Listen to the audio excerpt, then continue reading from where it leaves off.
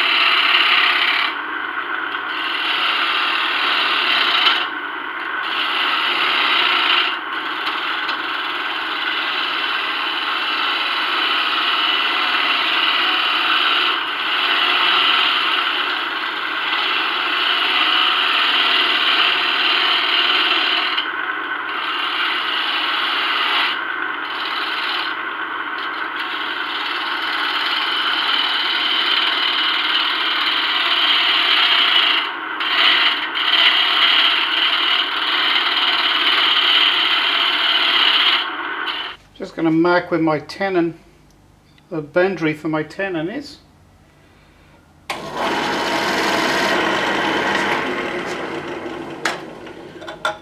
I'll just do that with my skew.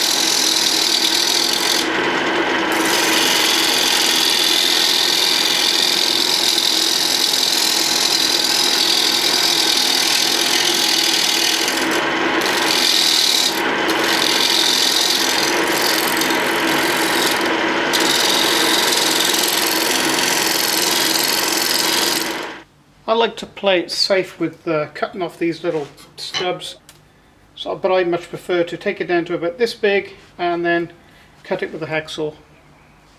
Safer for me that way.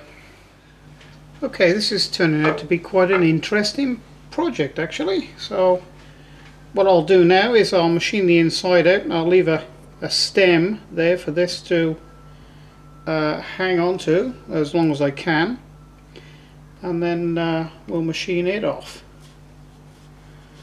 and hope it all holds together even with all these cracks in it. So here we go.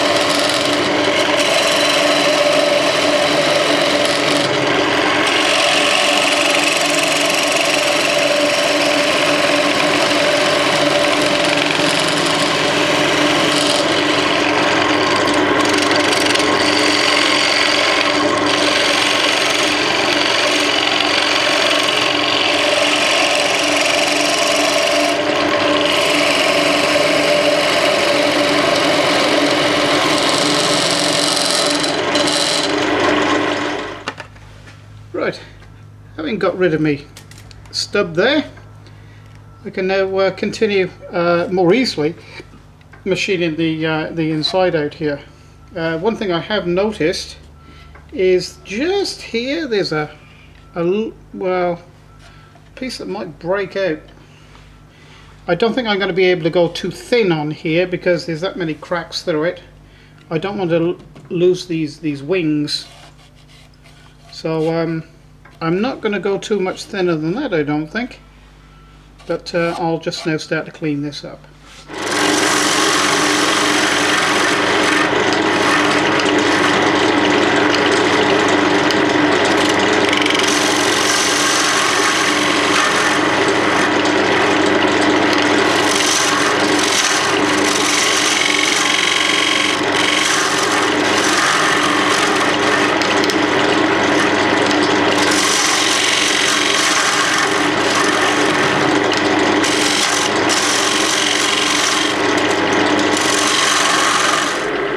I have this habit of holding my tool in a clenched fist like this, and I probably shouldn't. I should hold the tool like this, because one day I'm going to get caught with a piece of material come around catching me in the back of the hand there, so I'm going to have to try and revert from doing that.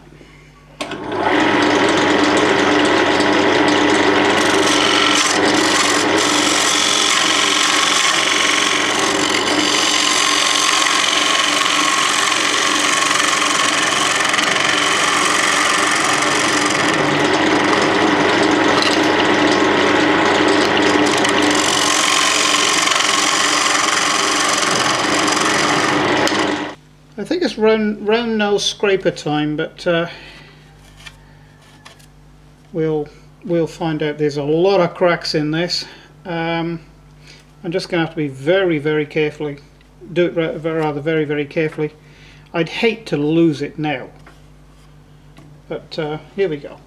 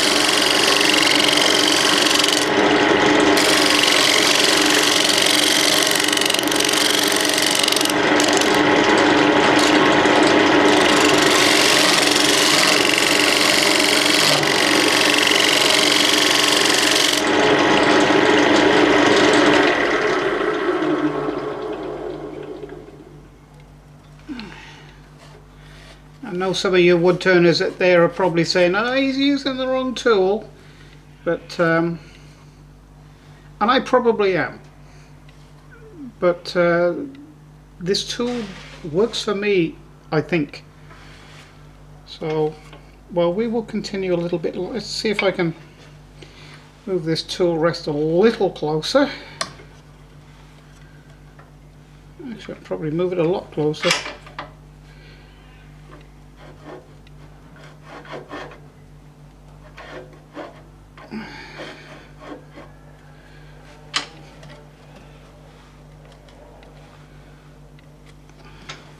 That's probably about it.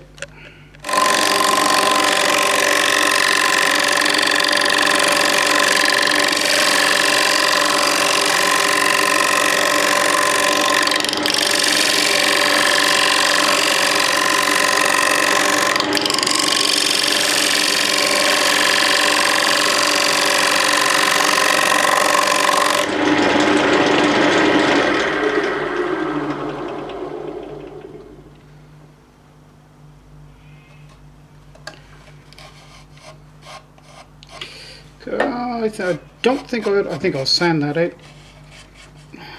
Don't think I dare try and cut that because there's a crack right through there. Look, there's a crack right through there and a crack right through there. I think if I try to machine any more of that, I think I'm going to lose that. So I think I'm probably safer machining the rest of those wings there with sandpaper. I'm going to leave it alone. I'll just now clean up a little bit down in here, and I think yeah, we're going to call it a day for the machining with the lathe tools.